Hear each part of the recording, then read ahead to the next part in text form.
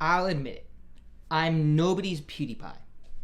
So, with trying to get my website promoted, I've been just sort of sending it out to any influencer that I find. I've been having ChatGPT list me a bunch of influencers on Authortube, looking over the ones that I already watch, literally just typing in Authortube, writing for beginners, blah, blah, blah, just finding random channels, seeing if they have email addresses, and straight up cold emailing out of the blue dozens in the hopes that even one will be willing to promote it to their viewers. Now, this, you would say, just use your own channel, but my own channel is promoting it to 52 people, which, okay, I can cross promote it across my Instagram and my TikTok, so like slightly more than across all the totals, because a lot of people share across all three. Like 200 people at most that are actually going to see and for more than 2 seconds any video that mentions my website in it. Or maybe more than 200. Like there was like 166 views on the video announcing it alone, but still, I don't have a lot of reach. So I basically have to go mooching reach off of a bajillion other influencers. So every single day, I send to a few, like 4-ish at most, because if I send too many emails in one day that are all very similar, then Gmail just starts sending those emails to the spam folder because it doesn't want bots to be able to spam emails to everybody. Like, come on, I already clicked the reCAPTCHA. What more do I have to do? But it's a very slow process.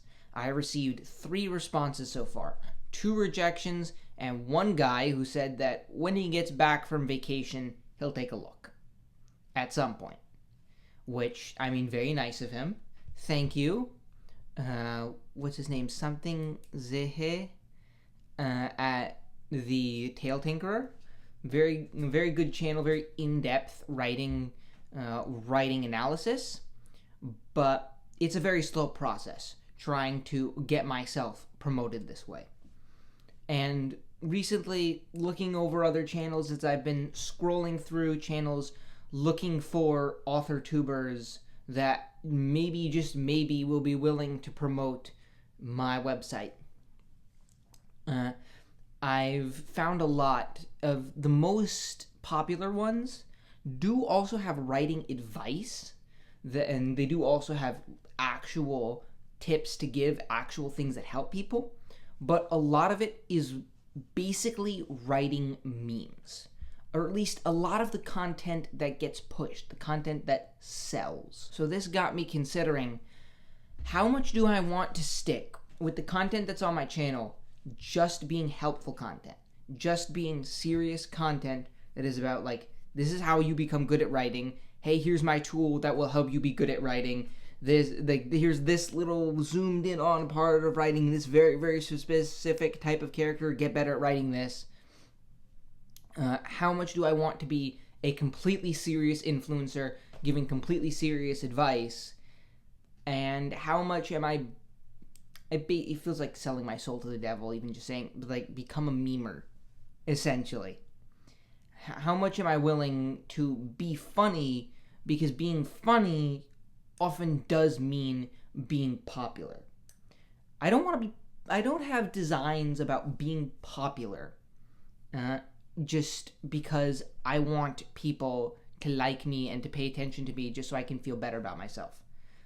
I would like to be popular because being popular has advantages when I want to actually become an author, and when I want to actually spread my messages in the future that do stand contrary to a lot of what the mainstream of writing and publishing is. For example, my pretty stark anti-romance stance that I would like to be able to promote. So the memes can help. The memes can help me survive and thrive as an author tuber. But also, I don't want to be a memer it feels demeaning to my ability to give actual advice in a way, you know?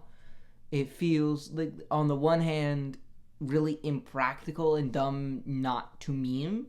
On the other hand, I've never been actually good at memeing, first of all. And second of all, if I can actually write and give actual advice, just memeing and filling my channel with emptiness feels a little bit like prostitution in a way. But I don't know. Is that how Authortube works? Do you have to sell yourself on the metaphorical interweb streets in order to make it in this hood? This sort of aimlessness around getting promoted was not even half, maybe 30% of what led me to start my second channel, Plank to Failure.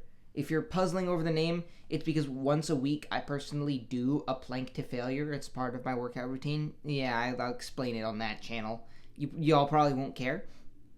But basically, to cut it short, to not get very complicated, because I know y'all are writers, y'all probably don't even know that self-improvement is a sphere of the internet that exists.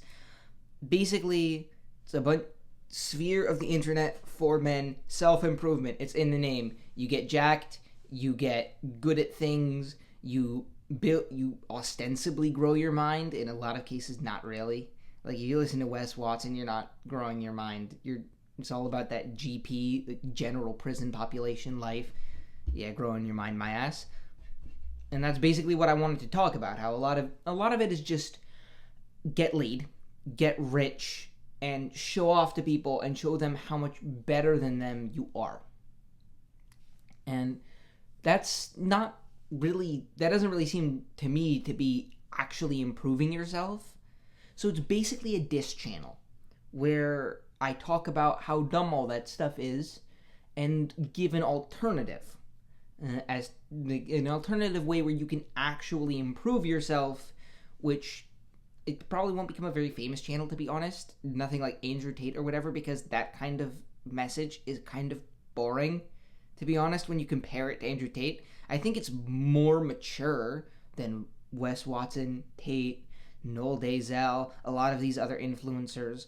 I think it's overall a better message, and that's why I want to share it. But it's definitely not a popular message, I don't think. But it still already is getting more views than this channel. Probably because I've been experimenting with using more viral-ish, if you know what I mean, titles and thumbnails, and more producing it more, in a way. Because here, we're all writers. We're just all about words. I can just ramble at you and go blah, blah, blah, blah, about writing, and if the advice is good, the very, very few of you that there are will probably stick around. Please. But in the self-improvement spheres of the internet, a lot of the competition is very highly produced, very well recorded, and this and that. So I've been experimenting with that more. And it's also a bigger sphere of the internet than Authortube, by far. So we'll see where this experiment takes me. It's a lot of time now that I have to spend maintaining 2 channels, but I guess that's what being an influencer is. Tell me below what your thoughts are on how I can go about surviving on Authortube as a itty bitty Authortuber. I don't want to metaphorically sell myself on the streets making YouTube, writing memes, but I don't know if that's what it takes to spread the things I want to say.